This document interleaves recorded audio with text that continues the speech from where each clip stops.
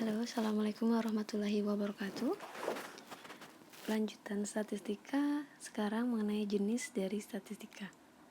Statistika dibagi menjadi dua, deskriptif dan statistika inferensial. Nah, deskriptif ini kebanyakan dipelajari di statistika level 1. Sedangkan inferensial adalah statistik analytical advanced. Jadi memang analisa statistik lanjutan. Sebelum kita membahas deskriptif dan inferensial, saya akan mengulang kembali statistika itu apa. Statistika itu sendiri adalah ilmu mengenai proses mengumpulkan, mengorganisasi, mengklasifikasi, menampilkan, dan menginterpretasikan data sehingga menjadi suatu informasi untuk mengambil keputusan. Nah, statistik sendiri itu adalah karakteristik dari sampel. Karakteristik itu apa? Karakteristik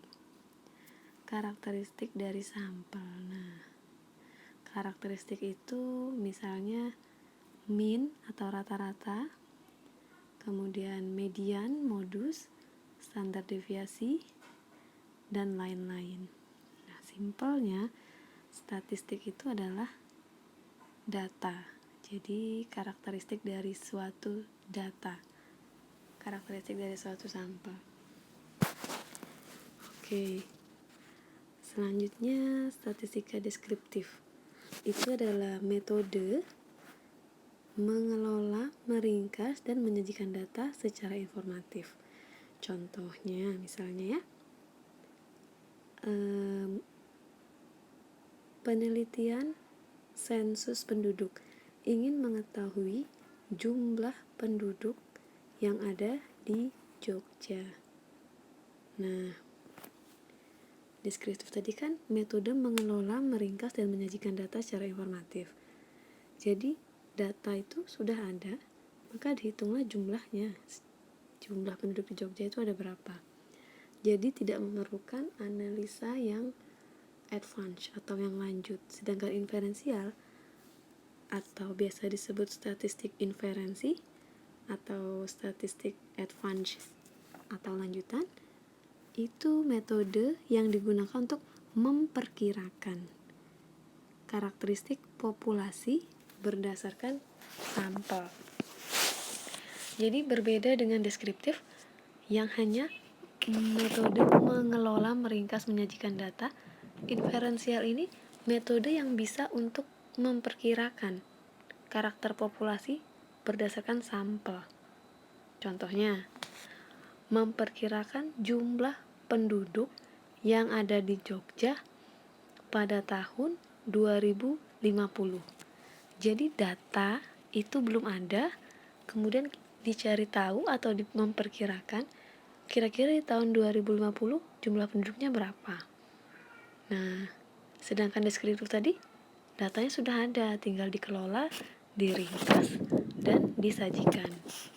Nah, kalau yang deskriptif itu mengetahui jumlah penduduk di Jogja pada tahun sekarang, atau tahun yang lalu, atau tahun 10 tahun ke belakang, sehingga datanya itu sudah ada, contohnya sensus penduduk. Jadi dia hanya mengelola, meringkas, dan menyajikan data secara informatif. Inferensial ini adalah metode memperkirakan sesuatu karakteristik populasi berdasarkan sampel. Kata kuncinya adalah memperkirakan karakteristik populasi dari sampel. Jadi ada 3 kata kunci: memperkirakan, populasi, dan sampel. Nah, tahun 2050 ini adalah tahun yang belum terjadi atau di masa depan. Artinya butuh analisis yang lanjutan, makanya dia diklasifikasikan inferensial. Metodenya macam-macam. Dengan cara membandingkan, misalnya 2020 ke 2050 selisih 30 tahun. Ketika kita lihat 30 tahun ke belakang, mungkin terjadi lonjakan 50% penduduk. Kita bisa menggunakan persentase ini untuk memperkirakan ke depannya. Nah, kata kunci populasi tadi, jumlah penduduk di Jogja itu populasi. Sedangkan sampel itu misalnya kita mengambil kabupaten yang ada di Jogja, ada Sleman, Bantul, Gunung Kidul, dan lain-lain. Itu kita ambil penduduknya 50% dari Sleman, 50% dari Bantul, kemudian Gunung Kidul 30%, dan lain-lain 20%. Itu pengambilan sampel, ada beberapa metode samplingnya, nanti dipelajari lebih lanjut.